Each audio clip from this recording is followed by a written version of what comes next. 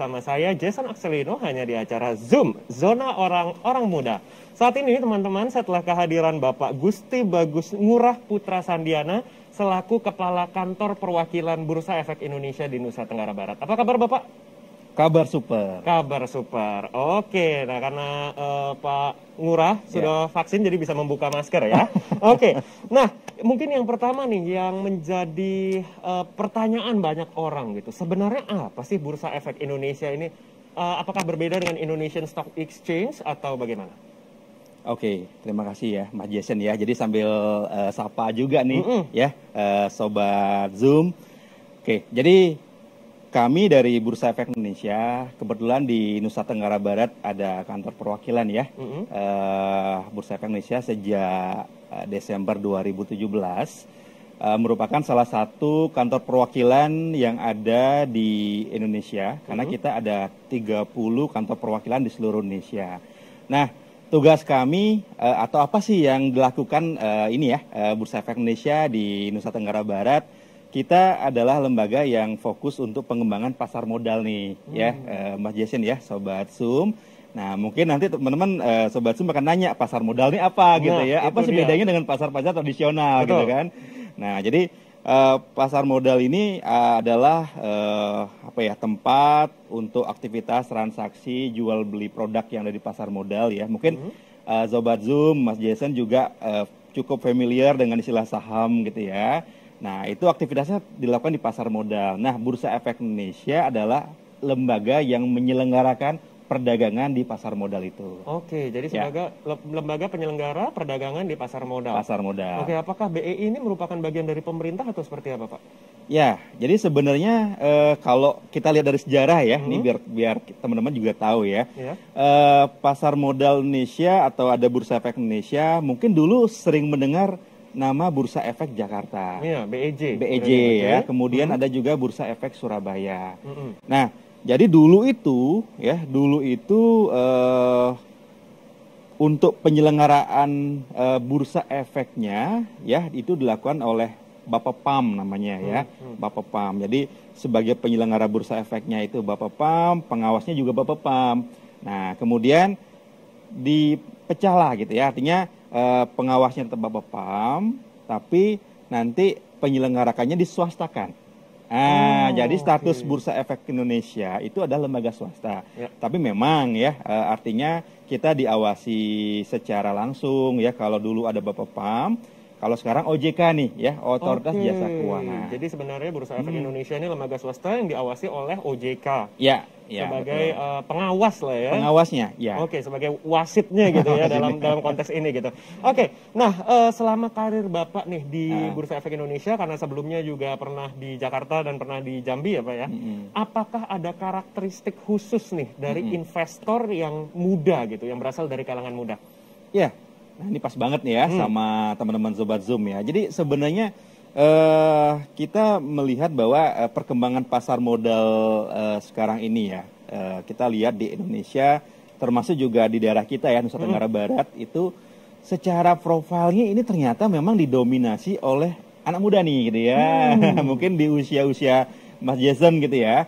Jadi masih banyak yang muda, kemudian kenapa? Gitu ya, mungkin tanyanya karena generasi muda kita sekarang kan melek teknologi gitu ya, terus juga update informasi ya. Nah, jadi kita di NTB sekarang ada kurang lebih 48.000 investor. 48.000 investor hanya di NTB saja nih? NTB saja. Oke. Gitu ya. Lalu? Nah, itu bahkan mungkin lebih dari 50%-nya adalah dari kalangan generasi muda ya. Jadi generasi milenial dan Gen Z-nya juga gitu ya. Nah, jadi itu yang mendominasi investor kita sekarang ini kalau secara demografinya. Oke, jadi secara demografi teman-teman kita nih yang menjadi mayoritas ya, mayoritas investor di pasar saham. Nah, ini kita bicara soal pasar saham dan pasar saham ini besar kaitannya dengan investasi nih Pak. Nah, tapi cukup banyak masyarakat yang terlena pada investasi bodong gitu. Ya mungkin kita terakhir-terakhir ini sedang heboh juga ya. Kita dengar ada afiliator yang ngaku-ngaku crazy rich, ditangkap Bareskrim gitu ya ujungnya gitu ya. Nah, sebenarnya ada karakteristik khususnya nggak sih dari investasi bodong ini yang harus kita waspadai gitu, yang menjadi warning light kita gitu? Oke, nah ini juga harus dikenali sedini mungkin gitu ya, bahwa niat investasi dari masyarakat, termasuk dari anak-anak muda tadi itu tinggi banget gitu ya. Nah, kalau tidak dibarengi dengan pemahaman yang cukup untuk membedakan mana sih investasi yang benar, investasi yang legal. Nah, itu nanti ada potensi nanti terjerumus ke investasi yang tadi disebutkan Mas Jason tadi itu. Investasi bodong. Investasi bodong gitu ya. Ya ini kan lagi rame ya, jadi banyak yang crazy rich segala macam yang disebutkan gitu ya, yang sudah diproses pidana. Nah, jadi kita teman-teman Sobat Zoom gitu ya, jadi harus kenal dulu gitu ya. Jadi kan banyak penawaran investasi. Nah, dari banyaknya penawaran investasi itu harus dibedakan dulu mana yang benar, mana tidak. Caranya simpelnya adalah kita punya prinsip itu 2L.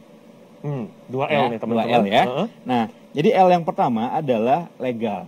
Nah, apakah perusahaan yang menawarkan produk investasi itu punya legalitas yang jelas nggak?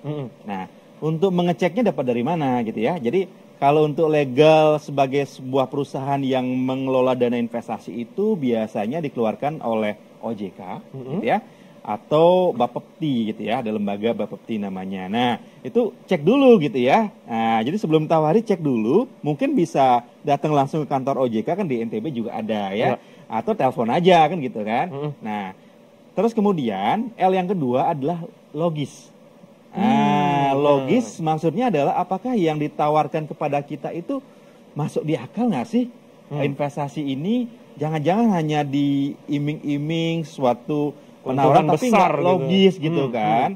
Nah, itu juga perlu diwaspadai gitu Mas Jason. Oke, nah ini kita akan bicara banyak nih soal bagaimana kita lebih waspada gitu ya ketika kita ingin berinvestasi, karena sesungguhnya investasi ini tidak salah sebenarnya, cuma kita mesti menjadi seorang investor yang cerdas, sehingga kita bisa menanggulangi resiko dan memaksimalkan potensi yang ada. Setelah ini kita juga akan bahas soal program yang dikerjakan oleh kantor perwakilan BEI di Nusa Tenggara Barat mengenai pemahaman tentang investasi saham ini yang dirangkum dalam program 3P. 3P artinya apa? Makanya jadi penasaran kan? Tetap di Zoom, Zona Orang-Orang Muda.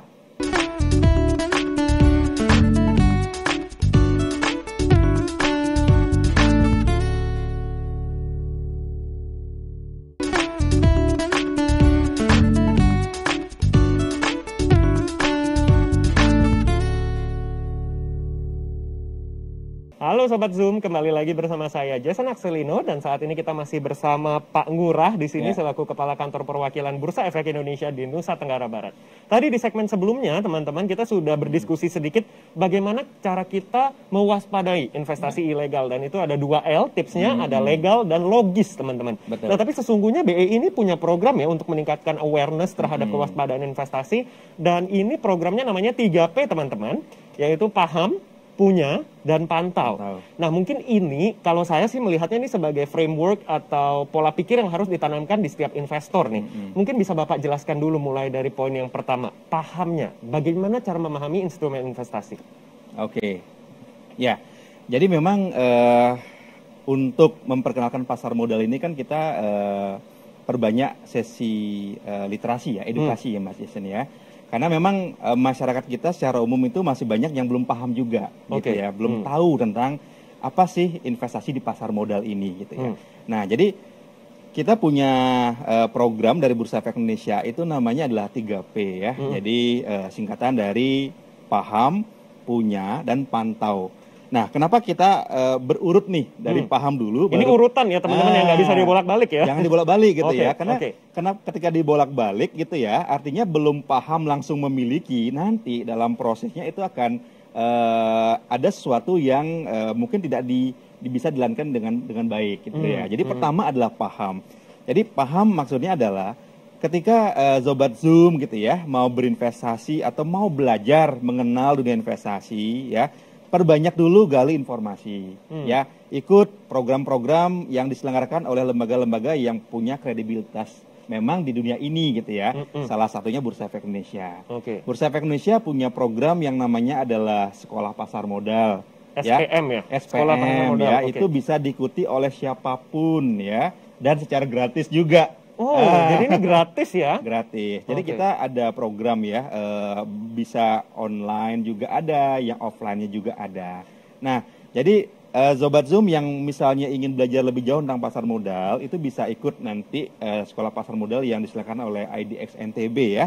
Itu. Nah, nanti kita diajarin di sana mulai dari nol nih. Nah, jadi apa itu investasi, gimana strategi investasi yang tepat ya. Kemudian juga dasar-dasar pengenalan pasar modal. Itu akan kita perdalam di sesi sekolah pasar modal. Jadi ini menjawab kebutuhan tadi, harus paham dulu sebelum melangkah lebih jauh. Oke, jadi untuk memahami itu ada program ya yang sudah dibuat juga oleh BEI, yaitu Sekolah Pasar Modal, teman-teman. Dan fee-nya gratis ya, dan ini ada offline dan online gitu. Betul. Nah, mungkin berarti dalam Sekolah Pasar Modal ini akan diajarkan begitu ya? Instrumen mana yang mesti dilihat, apa yang mesti dipahami gitu. Jadi akan dijelaskan dari nol. Betul. Nah, kalau misalnya nih para Sobat Zoom nih tertarik untuk ikut Sekolah Pasar Modal, mesti kemana nih Pak? Oke. Nah, jadi kan tadi itu ya, mesti kemana ikut sekolah pasar modalnya. Jadi nanti di sekolah pasar modal ini ada 2 narasumber ya, dari Bursa Efek Indonesia sendiri sebagai salah satu regulator, kemudian dari perusahaan sekuritas tempat nanti investasinya, menanam modalnya kan gitu kan. Artinya 2 lembaga ini akan memberikan informasi yang sesuai dengan kebutuhan teman-teman ketika baru memulai investasi di pasar modal. Sebagai investor pemula lah kita sebutkan itu ya. Nah, jadi tadi terkait dengan di mana nih dapat informasinya gitu ya. Jadi teman-teman Sobat Zoom langsung aja, mungkin kalau misalnya yang anak-anak muda kan gadget sudah ada gitu ya. Jadi langsung aja ke Instagramnya IDX NTB ya, @idx_ntb. Itu semua program kami itu kita post di sana. Ya, jadwal-jadwalnya setiap bulan ada, hampir setiap minggu ada gitu sekolah pasar modalnya ya. Karena tadi itu ya, jadi nanti kita ajarkan mulai membuka suatu mindset ya, terutama kan mungkin yang anak muda ini kan, apalagi sekarang ini kan ini ya, tipenya itu konsumtif gitu ya. Jadi konsumtif, suka nongkrong gitu ya. Nongkrong, nongki, minum boba ya teman-teman gitu ya. Kan. Kadang-kadang kan sebenarnya kalau teman-teman yang masih di usia muda ini kan bisa berpikiran lebih produktif gitu ya. Sisihkan dulu untuk jangan konsumsi dulu, tapi gunakan untuk investasi. Jadi kita ajarkan dari mindset dulu, nanti baru kita pengenalan produknya lebih dalam lagi gitu. Oke, begitu. Jadi dijelaskan secara komprehensif dan lengkap lah ya di sekolah pasar modal. Nah, ini teman-teman, kita sedang berbicara soal pasar modal dan pastinya identik dengan investasi. Dan investasi ini kalau menurut KBBI sih menanamkan uang atau menanamkan modal untuk meraih keuntungan. Nah, tapi kayaknya ya teman-teman ya, tidak semua investasi pasti menguntungkan. Pasti itu ya. Mungkin ada ya potensi ruginya gitu. Dan teman-teman, ketika kita sedang berinvestasi, ingin menanamkan modal, harus dipertimbangkan baik-baik. Resikonya seperti apa, potensinya seperti apa, sehingga kita bisa menyeimbangkan dan investasi kita terkendali, istilahnya begitu ya. Dan salah satu caranya supaya bisa mengendalikan itu adalah dengan memahami dulu teman-teman. Seperti tadi poin 3P, paham, punya, dan pantau teman-teman. Nah, kita sudah membahas soal memahami nih, atau P yang pertama, paham. Lalu kemudian yang kedua, punya. Ketika sudah lebih paham tentang investasi, bagaimana kita memiliki investasi di pasar modal? Oke, nah ini kan kemudian hal yang harus dilakukan oleh Sobat Zoom ya, ketika sudah memahami gitu ya. Jadi sudah paham, mengerti bagaimana produknya, cara jual belinya bagaimana, baru kemudian punya, memiliki. Punya ini maksudnya apa? Harus memiliki sarananya untuk bisa bertransaksi di pasar modal. Nah, buat teman-teman Sobat Zoom yang ingin memiliki sarananya, harus membuka rekening dulu di perusahaan sekuritas ya, namanya perusahaan sekuritas. Itu ada juga di NTB, juga ada juga kantornya ya gitu ya. Jadi datang ke sana itu syaratnya gampang kok ya, harus punya KTP, kemudian buku tabungan. Kalau yang ada punya NPWP boleh, nggak juga nggak apa-apa. Ya, kalau untuk depositnya sangat terjangkau. Jadi investor itu dengan dana 100.000 saya yakin yang Sobat Zoom ini pasti ini ya, ada terjangkau lah ya. Berarti gitu ini ya. nggak harus untuk crazy rich ya?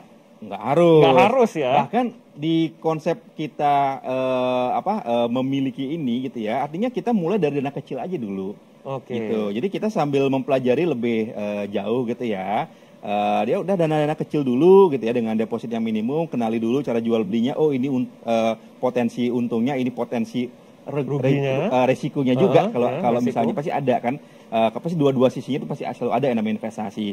Nah, ketika sudah berpraktek, pasti nanti akan ada experience. Baru kemudian mungkin mau tambah dana silakan lah gitu. Oke, jadi memahami, terus sudah memiliki, baru nanti bisa mengembangkan Betul, aset-asetnya yang ada, betul. berarti seperti itu. Oke, berarti kalau dengar ceritanya Pak Ngurah nih, kita bisa analogikan. Misalnya nih ada satu pasar. Pasar ini berarti dikelola oleh Bursa Efek Indonesia dan para pedagang di dalamnya itu adalah perusahaan sekuritas. Kira-kira apakah ini benar analoginya, Pak? Betul, itu analogi paling gampang ya. Jadi sebenarnya pasar modal itu tidak jauh beda dengan pasar tradisional secara konsep pasar. Bahwa di sana itu ada pedagang, ada pembeli, ada produk gitu ya. Jadi kan tadi itu. Jadi kalau di pasar tradisional itu Bursa Efek Indonesia di mana? Ya, kita sebagai pengelola pasar. Itu kan pemerintah biasanya manajemen pasarnya ya, gitu pasarnya. Kemudian pedagang di pasar itu kan tadi itu ada perusahaan sekuritas, ada broker yang sebagai pedagangnya, ya. Kemudian kalau produknya itu kan kalau di pasar ada sayur, buah gitu ya. Nah, kalau di pasar modal, ada saham, ada obligasi, ada reksadana. Nah, ini adalah produk-produk yang diperjualbelikan di pasar modal. Oke, jadi kalau misalnya kita ingin membeli produknya, kita datangin pedagangnya berarti ya? Pedagangnya nggak bisa ke Bursa Efek. Ke Bursa Efek kan, gitu kan. Ini berarti jangan sampai salah nih teman-teman, jangan salah datang gitu ya. Mau beli ikan, yang didatengin pengelola pasar, nggak nyambung gitu ya. Jadi kalau misalnya ingin memiliki investasi, yang didatangi adalah perusahaan sekuritas. Dan mereka ini ada karakteristiknya, mohon maaf, bukan karakteristik, tapi ada ketentuannya sendiri-sendiri. Yang tadi sudah Bapak jelaskan juga, misalnya ada KTP dan segala macam. Nah, itu bisa dipenuhi untuk teman-teman memulai investasi di pasar modal. Betul. Begitu kira-kira. Oke, dari 3P kita sudah membahas dua nih. Memahami dan memiliki atau punya, paham dan punya gitu ya. Setelah ini kita akan bahas P yang ketiga, pantau. Maka tetap di Zoom, Zona Orang-Orang Muda.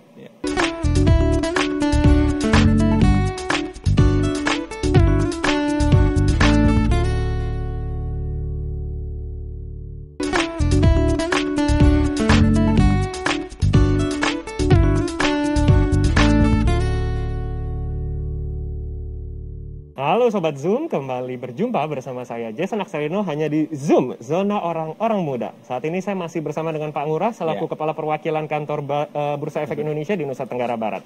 Tadi teman-teman di segmen sebelumnya mungkin kalian ada yang baru bergabung, kita membicarakan soal 3 nih yang harus dipahami sebagai investor, yaitu paham, lalu punya, dan pantau. Nah tadinya sih kita pengen bahas lebih jauh di pantaunya dulu, tapi saya pengen memperdalam nih, di memilikinya dulu, di punyanya dulu nih. Nah tadi a bit ringkasan ya dari pembicaraan kita sebelumnya, bahwa pasar modal ini yang pertama terbuka untuk umum, lalu bisa dimulai dari investasi sebesar Rp100.000, itu bisa ya. Lalu kalian membuka investasi itu melalui perusahaan sekuritas, bukan ke Bursa Efeknya. Ini yang penting nih supaya nggak salah pintu gitu ya. Nah lalu kemudian bisa membeli produk investasi berupa saham, obligasi atau reksadana.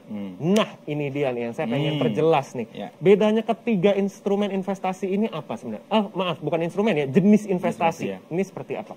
Oke, nah ini menarik ya, dan harus memang diketahui juga oleh Sobat Zoom juga ya.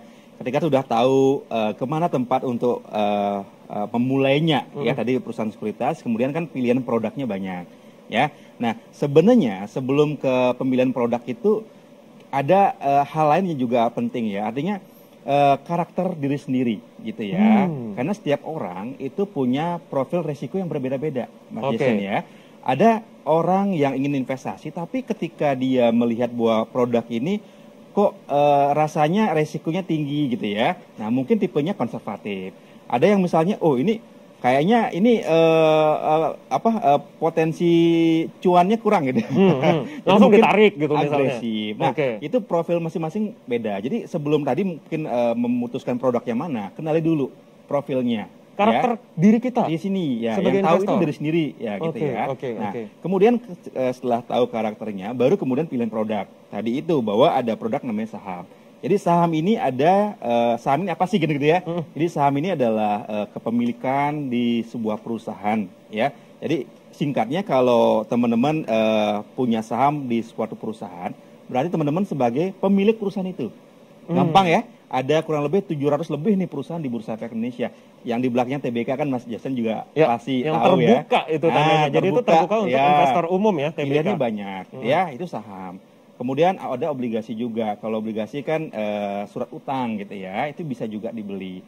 Kemudian juga reksadana juga ya. Kadang-kadang kalau saham ini kan kita harus pilih sendiri ya, jual beli sendiri. Tapi kalau misalnya teman-teman juga pengen investasi, tapi mungkin waktunya sibuk, pengetahuannya nggak cukup ya, bisa juga pilih dengan produk reksadana dulu sebagai investor pemula. Nah, gitu. kenapa nih kok produk reksadana yang paling cocok untuk investor pemula, Pak? Sebenarnya bukan paling cocok ya, kembali tadi dengan kebutuhan, gitu ya, kebutuhan. Memang kalau dari sisi profil resikonya, gitu ya, atau dari sisi tipe produknya, mungkin reksadana kecenderungannya itu resikonya, kita mau resiko, ya, resikonya cenderungnya lebih rendah lah. Cenderung lebih rendah ya, nggak selalu lebih rendah, tapi cenderung lebih rendah. Jadi akan lebih cocok juga buat teman-teman yang tipenya tadi konservatif ya. Yang masih takut mungkin ya. Baru memulai nih. Baru memulai, karena belum tahu cara memilihnya dan apa yang bagus untuk diinvestasikan. Ya. Nah, tapi kalau misalnya, tapi di reksadana sendiri itu juga ada beberapa jenis ya, ada reksadana saham, reksadana pasar uang, pasar uang, ya, pendapatan tetap gitu ya.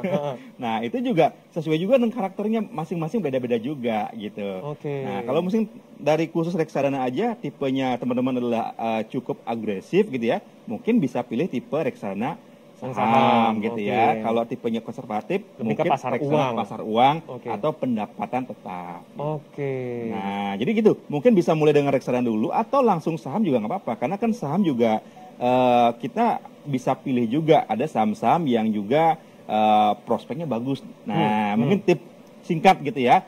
Kalau kita ingin beli saham, kita harus tahu dulu perusahaannya. Produknya itu apa gitu ya. Apakah mungkin produknya itu teman-teman atau sobat Zoom tahu nggak gitu ya. Nah, itu kan mungkin tips sederhana sebenarnya ya. Kalau dipakai produknya mungkin kita bisa menyebutkan bahwa perusahaannya prospeknya bagus gitu. Jadi memahami dulu perusahaannya nih. Betul. Secara cash flow apakah lancar, secara pertimbangan bisnisnya apakah menguntungkan atau tidak. Sehingga itu salah satu aspek yang kita perhatikan untuk menentukan perkiraan kita ya, mengenai gain atau risk-nya, begitu kira-kira. Nah ini tadi kita sudah bicara soal produk di pasar modal, ada obligasi, lalu ada saham, dan ada reksadana. Obligasi ini tadi Bapak bilang ini surat utang nih. Surat utang. Nah ini antara obligasi yang biasa, surat utang dengan surat utang negara, ini apakah berbeda atau bagaimana Pak? Apakah bisa dibeli melalui perusahaan sekuritas juga atau bagaimana? Nah jadi ini juga menarik ya. Jadi surat utang itu kan bisa dikeluarkan oleh perusahaan, itu namanya corporate bonds namanya ya. Kalau surat utang dikeluarkan oleh negara namanya government bond. Jadi ini juga sambil kita mengenal gitu ya, sobat ya. Jadi kalau yang buat perusahaan berarti kan perusahaan itu menjual surat utang, tujuannya adalah meminjam dana kepada investor untuk perusahaan itu digunakan. Tentu juga nanti dia punya kewajiban untuk mengembalikan pinjaman itu beserta dengan bunganya. Nah, kalau tadi surat utang negara ada nyingungnya ya, jadi itu dikeluarkan oleh negara gitu ya. Nah, ini banyak nih mungkin Sobat Zoom pernah dengar istilah kayak ORI ya, kemudian ada SUKRI, SBR. Nah, ini beberapa obligasi yang dikeluarkan oleh negara. Nah, apalagi ini kan masa pandemi nih ya, beberapa seri kemarin dikeluarkan. Jadi kalau kita ini nih semangatnya ya. Jadi kalau kita ingin membantu negara kita untuk ini ya sama-sama melawan pandemi ini, mungkin pilihannya bisa juga dengan membeli produk tadi, bisa beli ORI, bisa beli SBR, SUKRI. Nah, karena kenapa kita ngasih pinjaman ke pemerintah?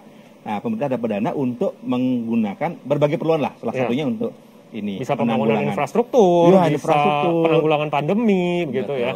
Jadi sederhananya Sukuk lagi. Surat utang negara atau SUN itu kayak pemerintah meminjam uang dari Betul. kita, begitu kira-kira Nah, ya. pemerintah nanti berkewajiban untuk mengembalikan Beserta dengan bunganya. Yang bunganya itu bisa kita anggap sebagai cuan gitu ya. Oke. Nah, ini kita sudah membahas soal produk investasi, tapi nih Pak, di Nusa Tenggara Barat ini kan secara demografi masyarakatnya mayoritas muslim. Mungkin adakah produk investasi yang syariah? Oke. Nah, jadi betul ya, untuk produk di pasar modal ini sebenarnya sangat cocok juga untuk Sobat Zoom yang memang punya preferensi untuk investasi di produk syariah, ya. Karena pasar modal pun itu kita ada pasar modal syariah juga gitu ya, bahwa pasar modal syariah ini kita sudah ada fatwa dari DSN MUI gitu ya, bahwa mekanisme jual beli produk di pasar modal sesuai itu dengan syariat Islam. Nah, pertama adalah kan konsep ini adalah jual beli gitu ya, jual beli, kemudian mekanismenya juga sudah sesuai. Kemudian sekarang dari si produknya bagaimana kan gitu kan. Nah, untuk saham lah, kita ngomong saham ya. Saham tadi 700 lebih perusahaan yang ada di Bursa Efek Indonesia ya. Itu bahkan 60% lebih itu sudah berkategori syariah, ya. 60% lebih? Lebih. Nah, jadi mungkin saya sedikit kasih informasi ya. Jadi bagaimana sih atau tipe saham seperti apa yang berkategori syariah? Jadi yang memberikan ketentuan bahwa produk ini adalah syariah tidaknya itu bukan Bursa Efek Indonesia, ya, tapi DSN MUI gitu ya. Jadi misalnya kayak perusahaan itu adalah bergerak atau memproduksi rokok gitu ya, kemudian minuman keras gitu ya. Nah, itu pasti tidak termasuk saham syariah, ya.